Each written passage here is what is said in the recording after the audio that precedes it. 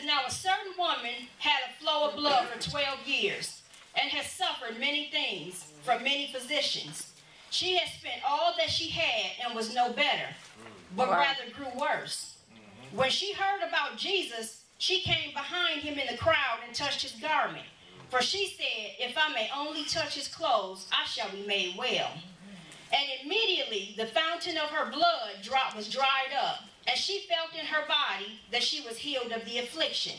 And Jesus immediately, knowing in himself that power had gone out of him, turned around in the crowd and said, who touched my clothes? But his disciples said, you see the multitude thronging you. How you gonna ask us who touched you? And he looked around to see her who had done this thing.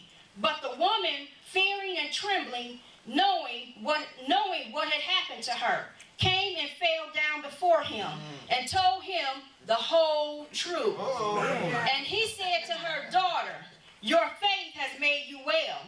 Go in peace and be healed of your affliction. And that story is very powerful. And first we see that the woman had this issue for 12 years. She had been to many physicians, and it said, but yet she grew worse. So she had a whole lot of formulas. She had a whole lot of religion. She had a whole lot of things telling her, well, get them like this and do it like that. Well, try this. And she did it all. But it said she grew worse. She had a whole lot of hands laid on her. A whole lot of stuff was taking place with her. Yet she kept getting worse. And how many times has that happened to us? Somebody said, well, if you do it like this, you're going to get them to move. Well, if you do it like I do it, well, just give them praise. But it wasn't bringing forth the change. And it was making her worse. And it said she had an issue of blood and she had it for 12 years. And I know we're not in Old Testament times, but the result of the issue is the same. In the Old Testament, when you had an issue of blood, you were an outcast. You were kind of put off to the side because you were contaminated. Everything that you touched was unclean, and people didn't really want to be bothered with you. And no, we're not under that system, but it's the same. And so we come and we have all these issues, and we contaminate things, and people don't want to really be bothered with you because of this issue. And see, the issue wasn't really an issue. It was that she didn't quite understand her covenant. She didn't understand intimacy. Because when you had the issue of blood, you couldn't be intimate with your husband. He couldn't touch you, and you didn't want him to touch you. But we have a husband that wants to touch us, that wants to be intimate with us. But we must first be healed of that issue of blood. And when you have this issue, it causes you to be weak, so you can never be strong. You shy away from the body. You bring contamination. It keeps you bowed to the ground, and you know what you behold, you become. So you're constantly like this. I can't see up here because I'm bowed to the ground because of the issue. Come on.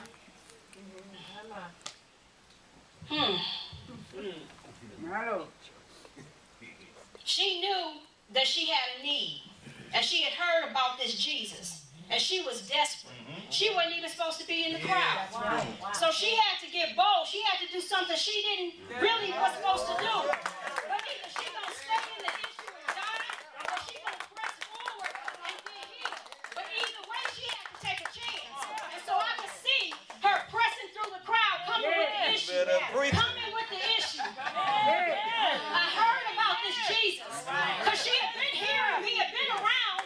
He had been around, but she bringing the issue. I got to get to him. I got to get to him. And she had to press through some things. She had to press past normal church. She had to press past just coming and lifting her hands. She had to press past just coming because it was the right thing to do. She had all kind of hands on her already. And every time she thought she was going to get better, she got worse. So she had to get bold. She had to say, okay, you know what? I'm just going to go for it. Because she got to step outside herself. She's doing something that can get her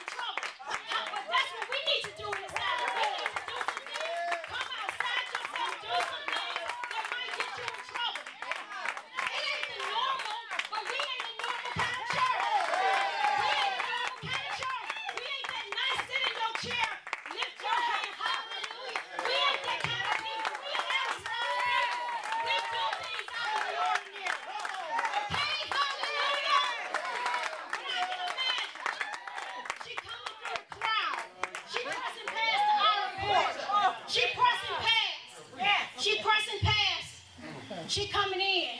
I got to get to him. I done had this issue for 12 years. It's time for order. Amen. It's time for structure.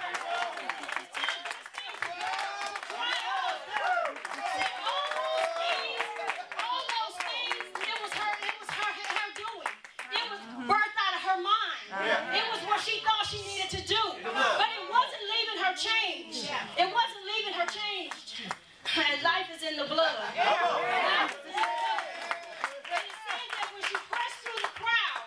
She touched the hem of his garment. Now, she could have stood up. She could have touched his shoulder. She could have touched his back. She could have touched anything. You better tell it. But she understood. I got a need. I'm going to humble myself. And I'm going to go to the one who they said got what I need. So we got to come to a place that God got a sense of humor. I didn't know why I put this on. But he pressed through. She pressed through. And she said if I could just touch the hem. And see, she could have touched any place, but she had to humble herself. She had to humble herself and come to the one that she knew had what she needed. So we got to humble ourselves and come to the one that got what we need, because we need to be intimate. We need to be intimate. I need him. So she came and she touched him. And Jesus said, hey, who touched me? His boy said, Jay. What you mean who touched you? You got all these people. And you asking me who touched you? But see, look. He was used to doing the touching. He wasn't used to somebody touching him. So when they touched him, hey, somebody's touching me. And it didn't say it just touched him. She touched the garment. He was clothed in righteousness. He was clothed in righteousness. So at that moment when she touched him, she came out of her righteousness. And she touched his, and she began to take on.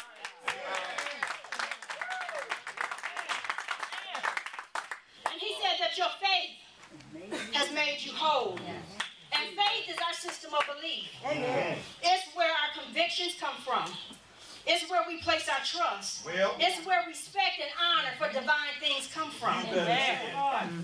Come on. And he said that was made whole. And he said go in peace. And not peace, go and chill out, you know, girl, you heal. It wasn't that kind of peace. It was peace saying that there's peace between you and God. It's good with us. It's good, and that's what he is saying to us today. It's good between you and him. He's not mad. Come on.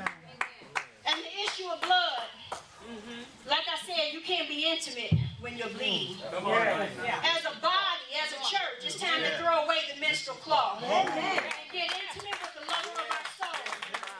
To gather the fragments and bring order and structure to my understanding, to give us a full view of who he is. See, when you have fragments in your understanding, you can't quite see him the way you need to see him. You see pieces of him because there's little breaks in what you're seeing. You can't quite understand because there's little breaks in what you're understanding. And you behave out of what you understand. So your behavior got all these little breaks in it because you can't quite see correctly. That's it.